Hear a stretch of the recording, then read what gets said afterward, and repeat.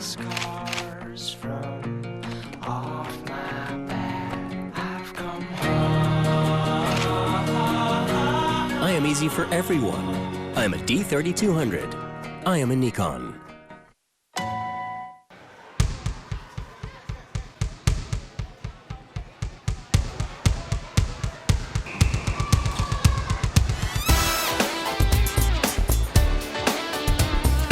Today is day 3 of the Malaysian International Ice Hockey Tournament, and the crowd is going wild with some great shots from the players. Today's important because everybody's fighting for a spot in the semi-finals.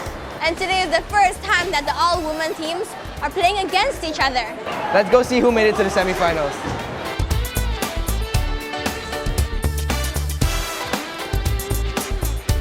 Here with me is Jaslyn, the youngest member of the Singapore Unicorns. So, Jaslyn, what made you take up the sport? So first of all, when I was 6, I watched the Mighty Ducks, and then I thought it was a pretty cool sport. It was one of my dreams to actually play ice hockey, but then I didn't get the chance because last time it was pretty expensive, and then I started off with floorball, and then when I was 15, I actually asked my dad whether I could play ice hockey, and then he allowed, so that's how it basically started. How do you feel about the physical contact in the game? Okay, so physical contact, well, you just gotta do what you're supposed to do. I mean, even though it's rough, even though it's tough also, you just brace yourselves and just fight on. What was your experience playing in other games? This is my first international thing, so yeah.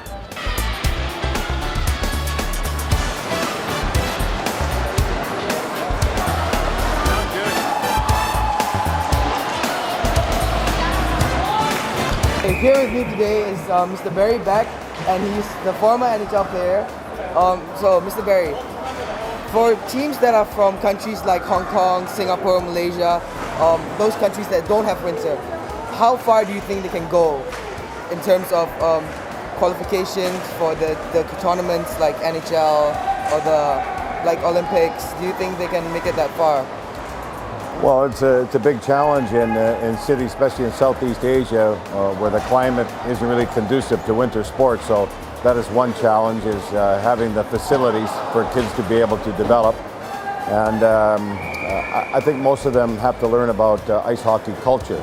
So a lot of them take trips to Canada and different parts of the world. For those kids who can't, they only get on the ice maybe once a week. So they have to do other things to be able to develop. So other off-ice training, dry land training, floor hockey, inline hockey. A lot of ice hockey players play. So that's part of their crucial development really here in this part of the world. What's the difference in level from the contact in the NHL and the contact in the Olympics or here? Well, in the Olympics it's still full contact when you play, so it's full body contact. In other tournaments, it depends on the rules and regulations, but around most qualifications, it's starting at Pee-wee, you learn about body contact, even in younger ages. So there's always going to be some type of contact in ice hockey. It's just what is allowed and what's specific rules. Okay, so what are the different rules in the NHL compared to the Olympics? Well, usually at the Olympics, the rules are under the IIHF rules, which are a little bit different, the way the periods and the time is running, some of the penalties, overtime. So there are different rules. But at that higher level, it is still great to watch because you're still watching professionals. Years ago, it used to be only amateurs that were in the Olympics. Now professionals are allowed in, so NHL players are playing, and it makes the quality of play that much higher.